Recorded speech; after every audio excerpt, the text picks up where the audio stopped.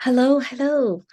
Welcome to the Woman and Money Empowerment Show from the sunny California. Now, maybe this is the first time you listen to this show, or maybe you have heard some of the past episodes that we have done. And you will know that this is a show that is dedicated to empowering women around money and finance. Normally, I would bring on guests from all walks of life, and we would have a heart-to-heart fireside chat about their journey to success and what drives them in life and what are the moving them forward toward the goals, toward the desires that they have in life. And today, I wanted to change it up a little bit. Instead of having a guest, I thought I would kind of go back to tell you some of the background stories of how this show was born. So again, my name is Yulin Lee, and I am a money empowerment coach. I have always been a strong believer that every single human being, we should be able to live in this world supporting ourselves without relying on another person. That is the ultimate form of self-respect, believing that we can make it on our own. Now, of course, barring some extenuating circumstances like illness or other things like that. The particular challenges that women face is that for centuries, girls have been taught to play the supporting role in the families and the society, while relying on men in their lives to provide for them financially. Plainly said, women have been taught that money is a man's job. And due to these generational passing of these concepts, many women today still harbor the feeling of, I need a man to take care of me. They may not say this verbally at the conscious level. However, there are many women who give up financial management responsibilities as soon as they get married, thinking to themselves, I finally have someone to take care of that for me. Now, the unfortunate thing is, with divorce rates at 50% in most parts of the world, many of these women end up in a divorce, not only having lost everything, not just the marriage and the family, but also financial stabilities. And most importantly, their self-confidence and their self-identity. I work with many of these women, and I witness how they struggle in life after the divorce and trying to find themselves again, along with the confidence that they have lost. And this is why I am so eager to get this message out to the world, that women need to be empowered around money and finance. And when I say women need to be empowered, what I'm really talking about is self-empowerment. It's the power from within. Now let's get into the specifics of what it means to become self-empowered around money and finance. This is what I want to cover in this episode.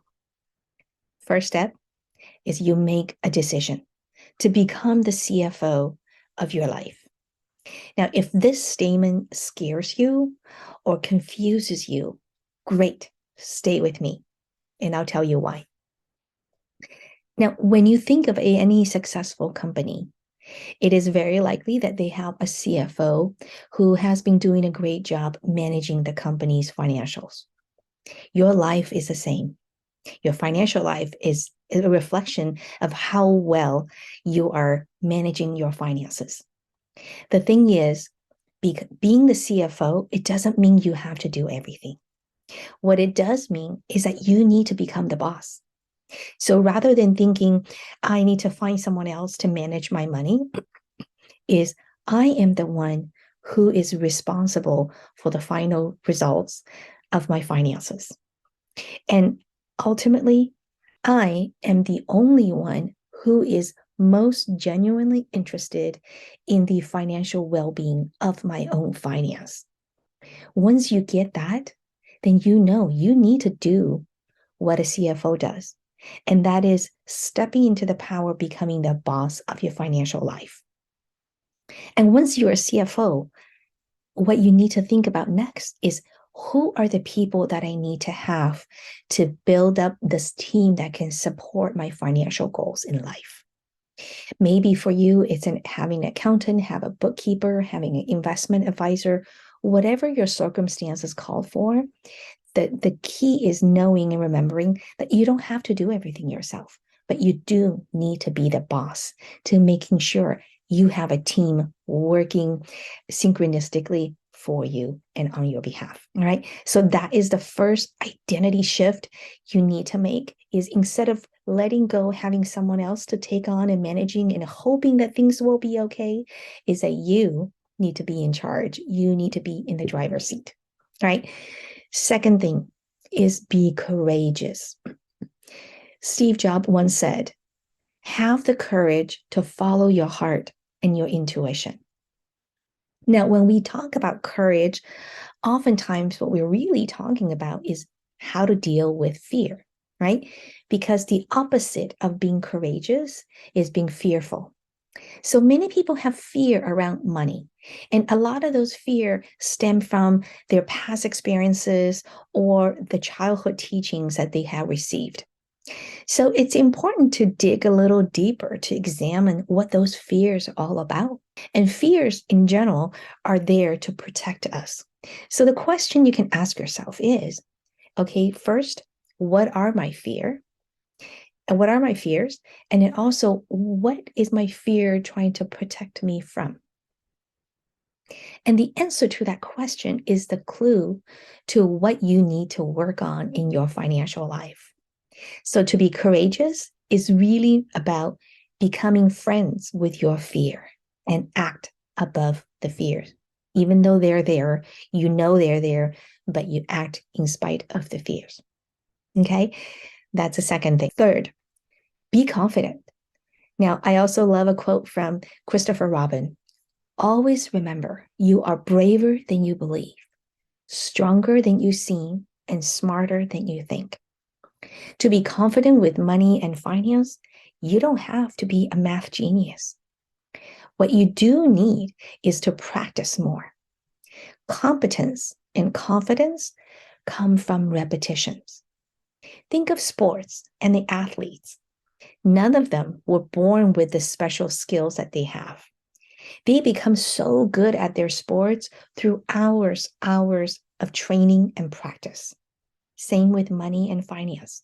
If you have been saying, oh, I'm really bad with money, then know this. You are not bad at money because you are capable of doing everything you need to do. And you were not born this way. Okay. It's simply, if you think you're not good at money, it's simply because you haven't practiced managing your money enough. It's simple as that. Now, next one. This, when we talk about practices, it also leads us to this next element, which is about staying engaged. Do not let the money piece go, even if you're happily married. And that is the advice I give to all of my women clients and to men out there too. Always stay engaged in all financial decision makings in your family. Now, some people may equate this to trust, thinking, well, I trust my husband, or I trust my wife, or whoever is managing their money. And therefore, I'm comfortable with them handling all of my money. It's okay. You know, the other stories that we hear, they're other people's story. They're not my story. But I would like to offer another perspective. How about think of it as something that's bigger than just the trust between two people? It's also about working together as a team. I believe two brains is more power than one if the two truly work together as a team and sharing the same values and goals. When you think of it from a perspective of a team working together towards a common goal of building wealth for your retirement, for your future, and for your future generations, then it's not just about I trust this person, therefore I letting go everything. It's really about how can we work together more powerfully as a team.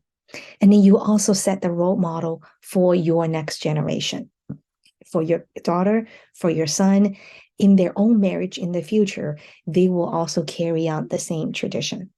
And then the last one is about tapping into your intuition. I would like to share another quote with you. Listen to the wind, it talks. Listen to the silence, it speaks. Listen to your heart, it knows. We all have intuitions that can guide us onto the right path if we pay attention. And I personally believe intuition is one of the most powerful things that we all possess. The key is that we tap into that resource that's within every one of us.